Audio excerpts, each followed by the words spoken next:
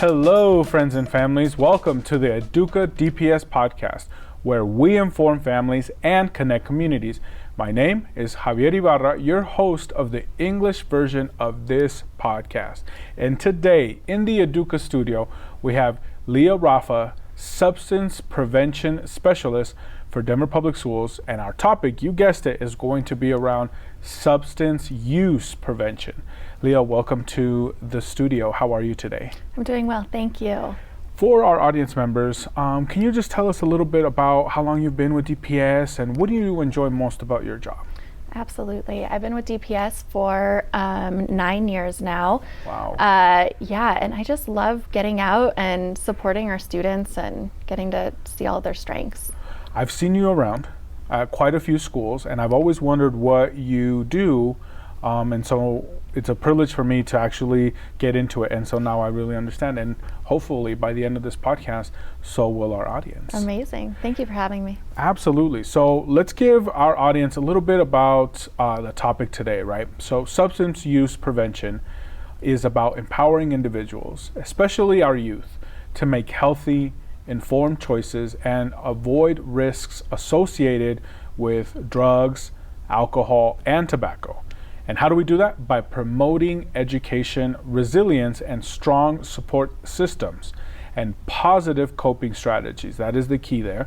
Prevention efforts are aimed to reduce the likelihood of substance misuse before it even starts. So it's a community effort that involves families, schools, healthcare providers, and local organizations working together to create a safe, supportive environment where people can thrive. And that is the very reason why we're going to be talking about this topic at here, the EDUCA DPS Podcast. So, Leah, my first question for you is, what are some of the biggest risk factors that can lead to substance use among our youth?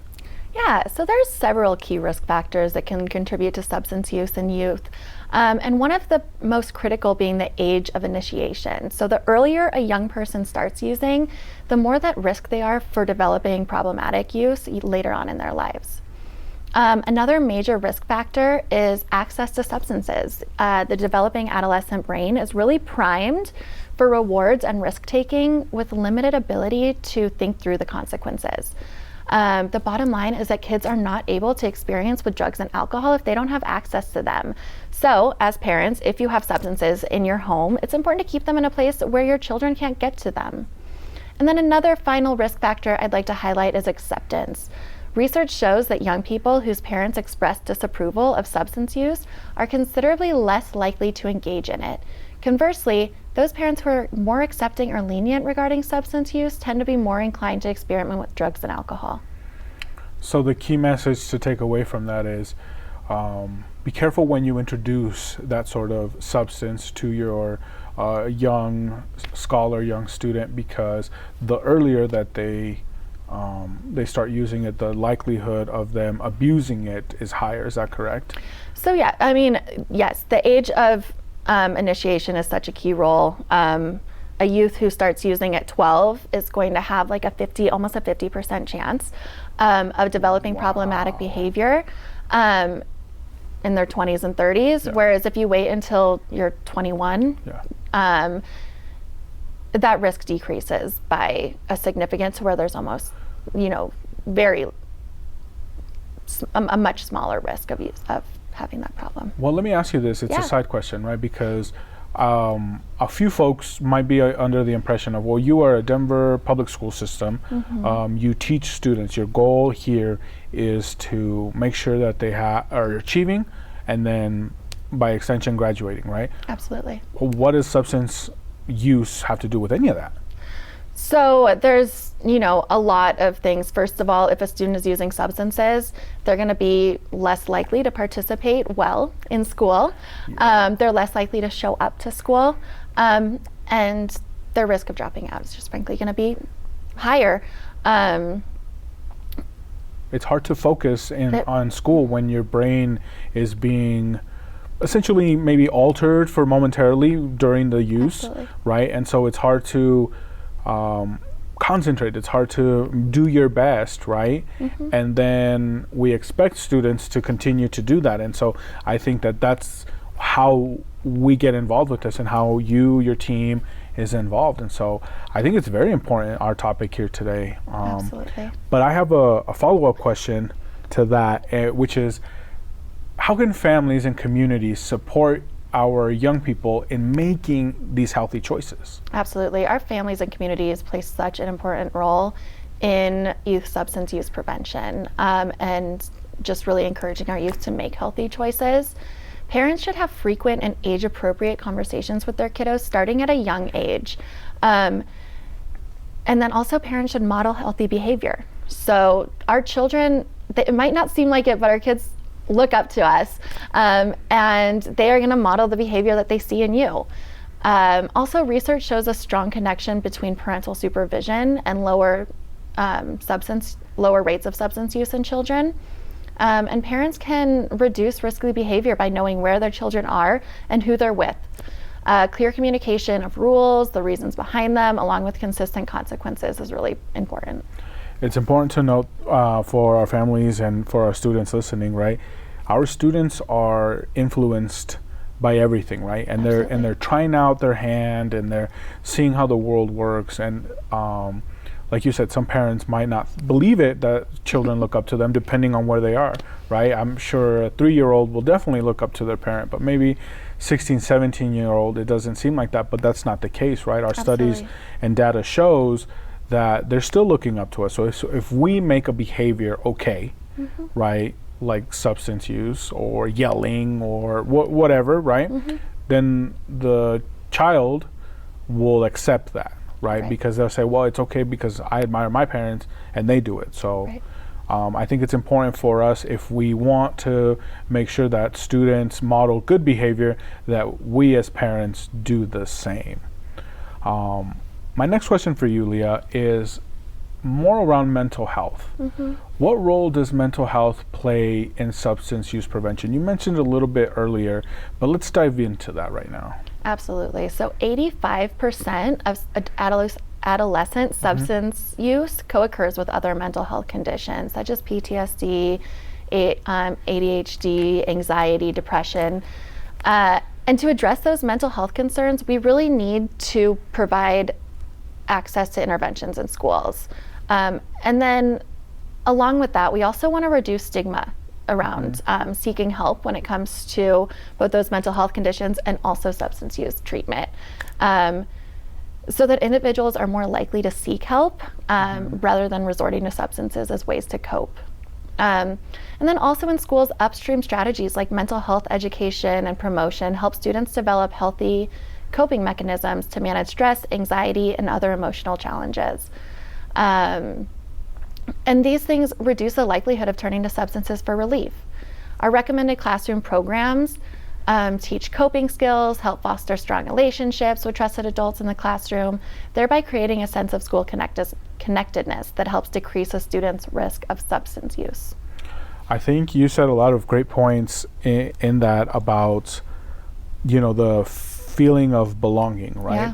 We talked about earlier how students are looking into the world and experimenting with the world and trying their hand.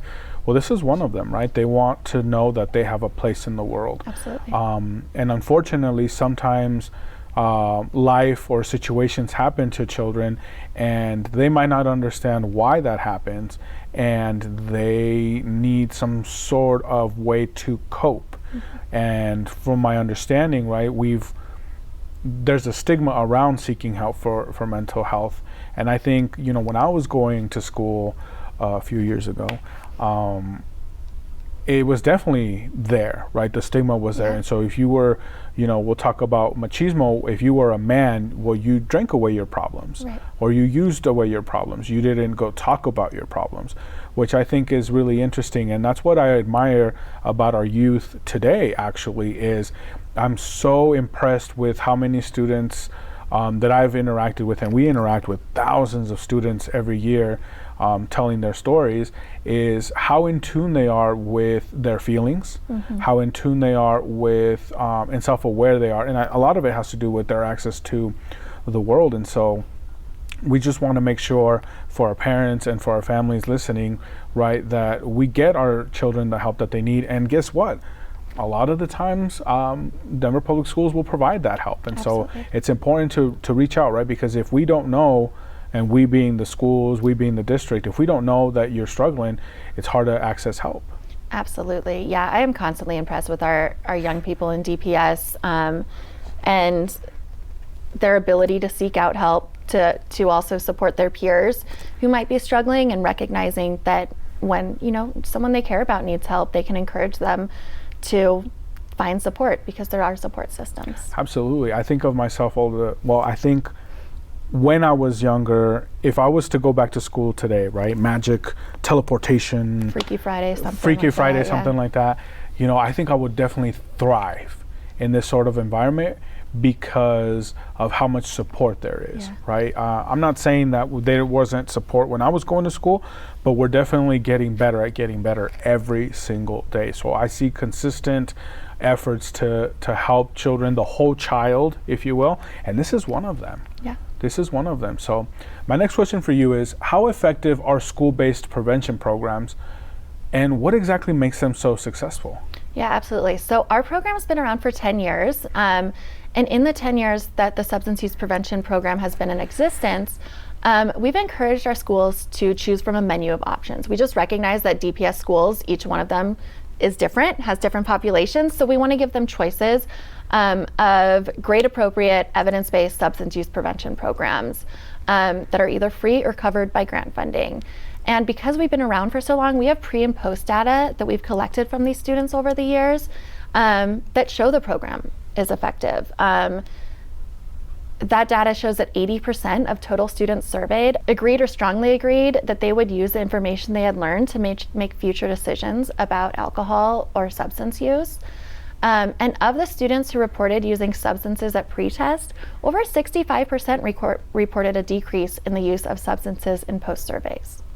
And so one could say that with addition of prevention and education, we can strongly advocate for our students because there are alternatives to whatever they might be experiencing at the time, right? What would you say is such a important factor for our students to understand that there is help? Absolutely. That there is a way to cope with what they're doing. And something we talked about our students earlier, like I know that our students feel deeply. Absolutely. Right? I feel such a empath within our students because they feel way deeper than I did when I was their age. And so what would you say to students like that? Like, is there help for them? Is there a way for them to access that? Absolutely. When a student's struggling with substance use or any other mental health condition, we want to look at it just the same way as if a student broke a leg or, was physically ill. If somebody broke a leg, they would go get help. If somebody's struggling mentally, we also want them to seek out help. And there is no shame in doing that. And we really encourage that. What would you say are some of the early warning signs of substance misuse that people, parents, families, even friends should be made aware of? Yeah, so parents should trust their instincts when it comes to this. We know that our parents know their kids better than anyone else.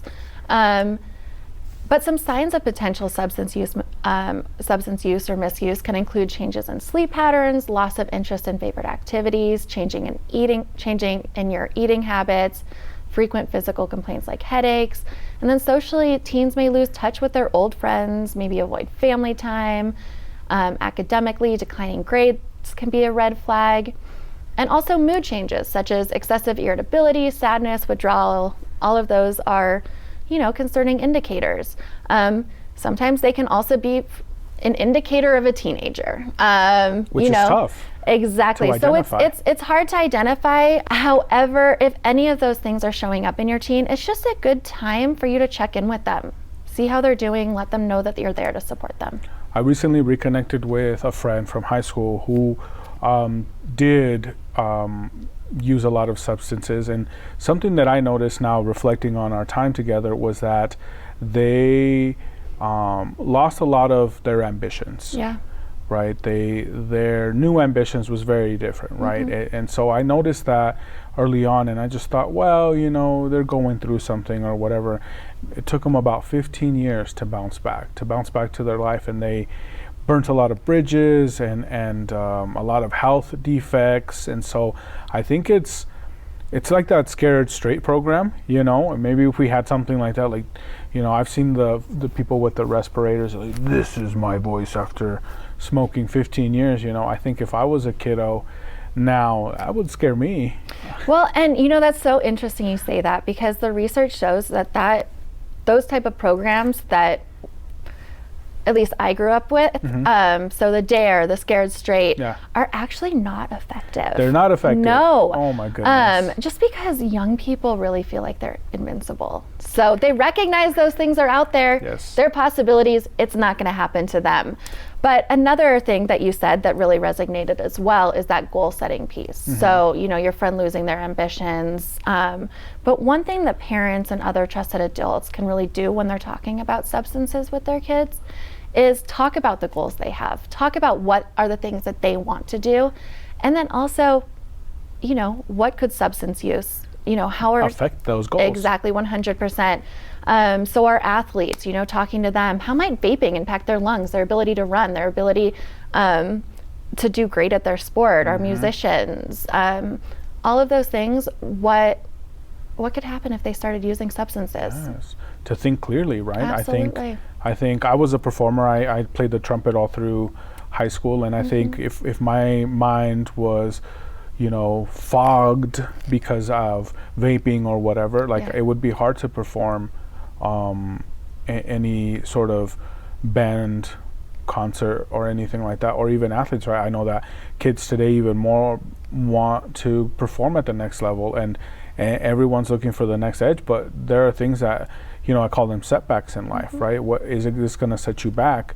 And at critical points in your life, like, if everyone else is achieving and you're setting yourself back, like, it's going to be hard to make up the difference. And so I think it's important to use goals in a way to motivate our young scholars in order to be aware of what it is, right? It's not the Scared Straight program, which I'm fascinated that you're telling me that doesn't work, because I feel like it might have, but I don't know. We'd have to do some research there, right? There's research that backs it up. But absolutely. Yeah, absolutely. So we talked about families, we talked about mental health. Let's shift gears a little bit and talk about social media. Okay. How can social media and peer pressure, which is tough these days, influence attitudes towards drug and alcohol and even vaping use? Absolutely. Yeah, you said you thought you would do great back in high school. If you could go back today, I would not want to, with all the social media that is out there. And social media can really create an unrealistic perception for our kids, especially when it comes to substance use and the number of kids who are using. Data shows that most kids are actually not using substances, and it's really important that we get that message out to kids. Say it one more time. Most kids aren't using substances. It may seem like it, but the ones that are using are the ones that are frequently seen. But also social media and just the media in general really glamorizes use. It makes it look like it's cool or fun or like everyone's doing it and you have to do it to fit in.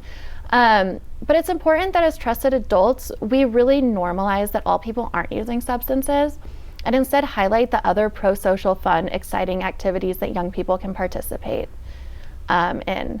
And then also lastly, social media can sometimes be a place that kids go to find drugs. So as parents, making sure to monitor your kids' social media, especially in places like Snapchat. I think also, look at what they're consuming as far as content. Absolutely. Right? So music, movies. I know coming from the Hispanic community, there's a lot of music out there that, really glorifies the use of substances in teens. And there are TikTokers that have been made famous because of their substance use, and I think that that's the wrong message. But if we want to, we want to be famous, we want to emulate that. And so, talking directly to the Hispanic community right now, because that's my community, and who I represent, I think it's important to know that like there are also people out there that are not using substances that are very successful. Absolutely. You know, in this line of work, I've been able to meet politicians, lawyers, business owners, very wealthy people that look like me, but they don't have a music video. You know, they don't have a famous TikToker or whatever. And so I think it's important for families to know, for kiddos to know, like there are other options than just glorifying that sort of content. Absolutely. And I think also, you know, as you're being aware of the content that your kids are listening to and watching, it really sets up a really nice space to have those conversations. Because like I mentioned earlier, we want parents and other trusted adults to be talking to their kids often about these things. It shouldn't be just one scary conversation. Consistent. We don't want, you know, oh, I had the talk with my kids about drugs and alcohol. We want it to be ongoing. So if, you know, your kids are listening to a song that glorifies substance use that as a time to talk about what their thoughts are on that. Same within the movies, same if they, you know, have a friend who gets caught using. All great times to have and start those conversations. Absolutely. So important to monitor your children's use of social media and the content out there. Absolutely.